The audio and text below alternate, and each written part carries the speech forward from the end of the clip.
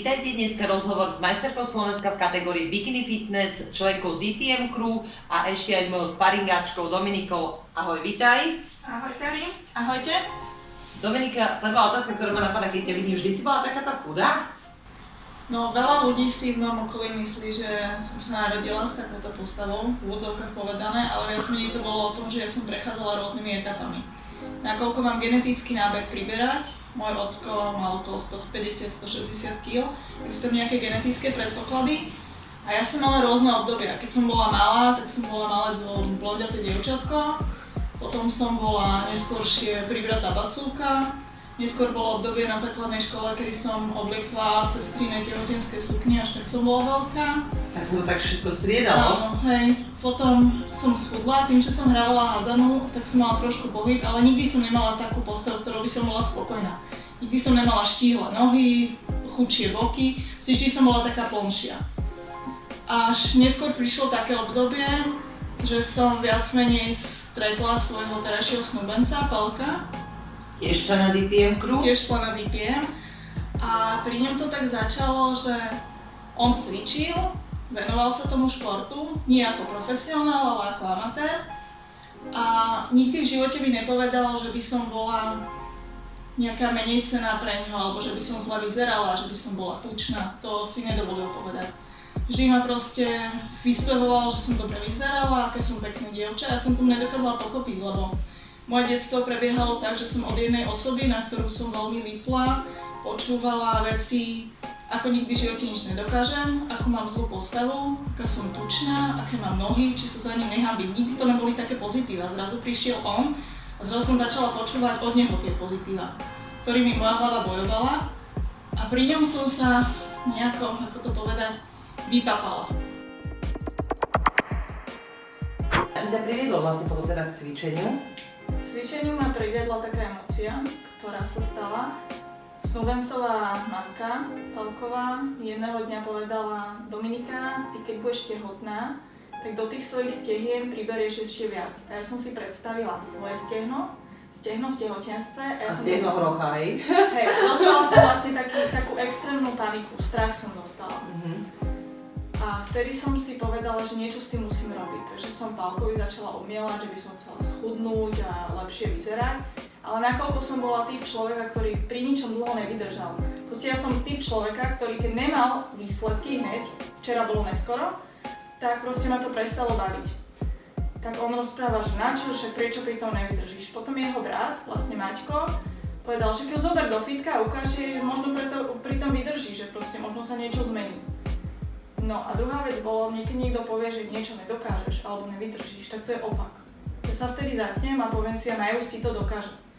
Tak ma zobral do fitka a pamätám si vetu, ktorú mi povedal: skúsiš pípnuť, že nevládzeš, tak končíme spolu.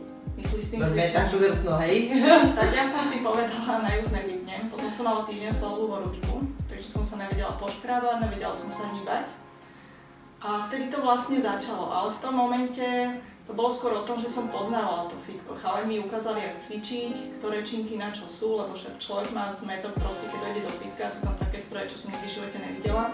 Jediná vec, ktorú som poznala, bol bežiaci pás a behanie. Aj to som zlomila palka o tom, že však jasne začnem behať, keď sme behali okolo činžiaku. Behanie som, jak som nenávidela, tak ho nenávidím doteraz. Proste to je vec, ktorú nemám k tomu proste vzťah. Behať maratóny asi nebudeš teda? Bežať som mňa určite nebude. Ale musela som to robiť, keďže som mala proste nejaké predispozície, bola tam tá nadváha, takže som to musela urobiť.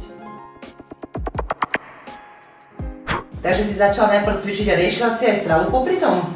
Na začiatku to skôr bolo o tých tréningoch a o tom kardiu, stravu som neriešila, to som začala možno asi za taký rok a pol sa tak nejak viacej venovať. Aj to bolo skôr o tom, že chalani mi hovoria, že dobre, tak pokiaľ nevieš proste nejaké také tie princípy stravovania ešte, tak si to sprav tak, že pôjdeš dajme tomu 6 dní do týždňa poctivo, čo teraz vlastne neodporúčam nejako, a jeden deň si dáš taký cheat day. No a došlo to, cheat day. Po 20. deň. Tak ja som to chápala, že je to jeden deň, ne? Tak som išla od polnoci do polnoci. Nastavený budík 00:00 a išla som proste všetko, čo došlo pod ruku. Šaláty, čokolády, koláče, proste všetko, čo sa dalo. Ťahala som tak jeden deň A zrazu bolo 23:59 a videla som, že mám ešte 1 minútu, tak ja som to natlačila. Ale bolo po polnoci, no a to keby som si niečo dala, to 10 kg vyšlo hore. Hej, ja myslela si proste, že presne o polnoci telo to akože bude vnímať a jednoducho zareaguje, že a teraz takto to bude, hej. Potom neskôr to bolo o tom, že Pálko mi hovorí, že Zlatko, nemôžeš ísť proste takto, musíš si to nejako utriediť, nemôžeš sa proste prejedať jeden deň, lebo zbytočne proste to telo trpí. Tak si hovorím, dobre, tak nezačnem ráno, proste o polnoci, tak začnem ráno. Tak som mala etapu, kedy som jedla od 8. Potom tá etapa skončila a povedal mi, no skúsime takéto zdravé stravovanie, ale jasne, Dominika, tvrdohlava, ona vie všetko najlepšie, keď najkratšie cvičila. Tak si povedala, že dobre, tak pôjdem podľa neho, ale viac menej som si vyberala, čo sa mne páčilo a čo mne vyhovovalo. Keď Pálko mi povedal, môžeš ovocie, tak ja som to povedala, že ovocie je zdravé. Tak si dám banán, no lenže u mňa to nebol jeden banán. Keď je banán zdravý, tak som ich zjedla 5-6, ale keď to prepočíta človek, tak proste som si mohla dať čokoládu, lebo sacharidy jak sacharidy. Potom som došla do etapy, keď som povedala, že dobre, tak skúsime sa tej strave nejako venovať, vstúpila som si do svedomia, už som viacej počúvala a začala mi vysvetľovať také tie princípy sacharidov, bielkovín, tukov, kedy ako jesť. A do dnešného dňa sa viac menej učím ešte so stravou. Ešte to nie je 100%. Tým, že človek sa mení, telo sa mení, tým, že cvičím, tak to telo aj inak reaguje na to. Spomenie si na moment, kedy si sa rozhodla, že by si sa postavila na tie súťažné pódia? Ten moment bol vtedy, keď som začala pozerať rôzne fitnessky. Som si povedala, že takúto postavu by som niekedy chcela mať, alebo dosiahnuť taký cieľ, skúsiť to súťažné pódium. A som si povedala, že skúsim tú súťaž. Proste som povedala Pálkovi, že mala by som taký cieľ, že by som to chcela skúsiť. A povedal, dobre, tak skúsime to.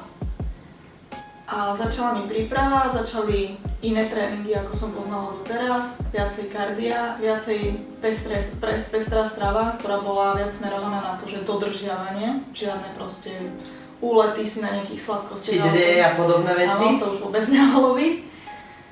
A v roku 2016 som sa prvýkrát postavila na súťažné pódium a išla som tam s pocitom, že vyzerám perfektne.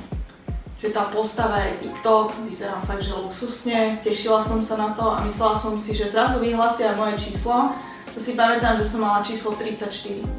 A som si predstavovala o tom, jak proste budem posledná na tom pódiu a vyhlásia to číslo, že som posledná. No ale pravda bolo opak. Z 11 dievčat som skončila 10. To bola moja súťaž, ktorá síce má jednu z najväčších emócií. A to ma napadá, teba to nakoplo, alebo skôr ťa to dalo dole? Jedna osoba na tej súťaži povedala, no je pekné, že si schudla, ale nikdy v živote nebudeš mať na to, aby si bola dobrá bikinárka. Aha, čiže a tam to došlo, hej? Hej, a ja som si povedala, mám na to, proste to dám, že sa prepnem. Došla som domov, prvé dni boli také, že som nenávidela samu seba, nenávidela som okolie, lebo som si myslela, že jak dobre vyzerám. Teraz keď sa na to pozerám odstupom času, tak som vyzerala fakt zle. Proste to nebolo na súťažné pódium. Spravila som dobrý progres tým, že som sa posunula, zlepšila som postavu, ale na bikinárku dobrú to nebolo. Tak som sa pripravovala a v roku 2017 som sa opäť postavila na pódium. Tam som obsadila skoro všade, kde som bola 4. miesta. A začali si so mňa robiť srandu, že no 4. miesta sú mi súdené. A tiež mi povedali, no vidíš to, akože je pekné, že sa posunula, ale proste na tej medaile to nie je. Tak som sa znovu zasekla, som si povedala, a ja najviac to bude na tej medaile. Tak som pridala, začala som viacej makať a minulý rok som sa postavila na súťažné pódium, na prvej súťaži v Bruntáli, kde som skúsila kategóriu aj športmodel aj bikini, nakoľko som bola viacej osvalená a tam som skončila 4. A bolo mi povedané, no zemiaková medaila ti je súdená.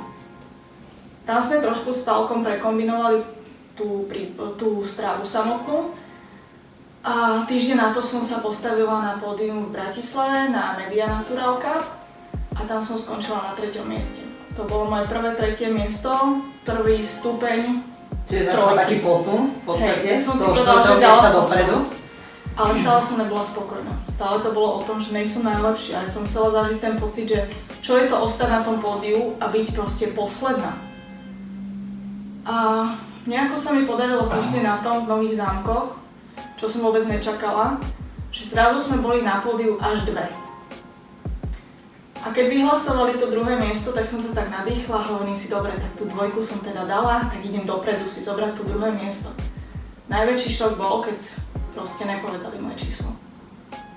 Ja som zrazu ostala vzadu sama a pamätám si na tú emóciu, že som proste tomu neverila. Zrazu som tam bola posledná a vyhlasovali prvé miesto, kedy povedali moje číslo a moje meno. Uvedomovala si vlastne ten moment, že práve tvoje číslo vyhlásili? Chápala som to, že som asi vyhrala, ale tie emócie, ktoré v tom momente boli vo mne, to bol proste smiech, pláč, radosť, smut, proste to sa nedá opísať. To boli proste zimové pocity. Hej, nikdy v živote som tento pocit nezažila a si tak hovorím, keď som prebrala ten pohár, že to bola asi nejaká chyba v systéme. Že proste stalo sa. Tak som týždeň na to sa pripravovala na majstrovstvá Slovenska, ktoré sa konali v Michalovciach. Už ty si tomu vlastne celomu neverila? Ja som odstupom času pochopila, že som skončila prvá. Ale stále som neverila to, že sa to stalo objektívne. Že to bolo o tom, stalo sa. Proste náhoda. Čiže ty sa znala, že to bola náhoda, hej? Také bolo tvoje vysvetlenie na to. Tak som sa pripravovala na majstrovstvá Slovenska, ktoré boli v tých Michalovciach. Celý týždeň môj drahý počúval o tom, jak fakt na prd vyzerám. Mám veľký zadok, roztrasené stehná, celá som zaliatá. Proste katastrofálna forma. Nikto horšie podľa mňa nevyzeral v ten týždeň jak ja, lebo ja som to tak videla. Jednoducho najhoršia z najhorších. Hej, ten sa toho napočúval, celú prípravu. Chudák celý život asi počúval, čo sme spolu o tom. V niektorých veciach ho ľutujem, ale tak má pevné nervy. A došli sme do Michaloviec, ja som sa pripravila, postavila som sa na to pódium, aby boli fakt, že dobre pripravené. Perfektne vyzerali plavky, styling, make-up, proste prezentácia, fakt dobre. A ja si hovorím, že na tieto nemám. Proste málo odsúťažené, málo odcvičené, proste bola som bambulka, nemám na to proste, ešte to treba robiť. A si s pocitom, že obhajiť titul, alebo teda to prvé miesto z minulej súťaže, z minulého týždňa? Mala som v hlave, že by to bol pekný pocit výhra, ale druhá stránka môjho ja hovorila, nemáš na to. Je taký vnútorný boj sa tebe odohrával. Tak som povedala, dám zo seba všetko, čo je vo mne, proste na čom som makala, ukážem to a nechám na porotu. Lebo tá je dôležitá v rozhodovaní. Není to o tom, jak ja si myslím, že vyzerám, ale skôr je to o tom, že jak porota rozhodne. Zrazu sme na tom pódiu ostali 3. Prvá trojka. A vyhlasovali 3. miesto, moje číslo nepovedali. Zrazu vyhlásili 2. miesto a tiež to nebolo moje číslo. Stála som na pódiu so slzami v očiach a vtedy som pochopila, že som majsterka Slovenska. Vtedy to bol pocit, že som si povedala, fakt som to dokázala. A tým ľuďom, ktorí mi proste na začiatku hovorili, že na to nemám, som proste povedala, áno, tu máte ten pohár, tu máte tú medailu, lebo genetika je jedno, ale proste človek, keď chce, tak musí na to makať. Genetika spraví strašne veľa, ale netreba sa proste vzdať, že teraz na to nemám, tak na to kašlem a proste nejdem si za svojím. To o tom sa prepnúť a dokázať sama sebe, aj na úkor všetkým proste veciam, čo sú okolo, faktorom, že proste sa to dá. Má majsterka Slovenska ešte nejaké vyššie ambície, čo by chcela dosiahnuť? Určite mám ambície a ciele, nakoľko mám v tejto kategórii dosiahnutý iba titul majsterky Slovenska, takže by som sa určite chcela posúvať. Zatiaľ to nevidím na budúcu sezónu, nakoľko sme sa s mojím snúbencom zasnúbili a organizujeme svadbu, takže máme trošku prioritnejšie teraz veci v živote. Ale verím, že sa na to súťažné pódium vrátim. Či sa vrátim ako bikini fitnesska, alebo zmením kategóriu na športmodel, nakoľko ma bavia trošku vyššie váhy a ten svalík sa skvalitňuje, trošku sa zväčšuje, tak je otázne, ktorú kategóriu zvolím. Ja ti prajem veľa šťastia v súkromnom aj súťažnom živote. Ďakujem. Aby sa ti splnilo vlastne všetko, po čom túžiš. No a ak sa vám video páčilo, tak kľudne ho zdieľaj, lajkni, komentni. Budeme sa tešiť na nejakú spätnú väzbu. Ak ťa niečo zaujíma, kľudne dole, ako som spomínala, koment. Majte pekný deň. Čaute. Čauko.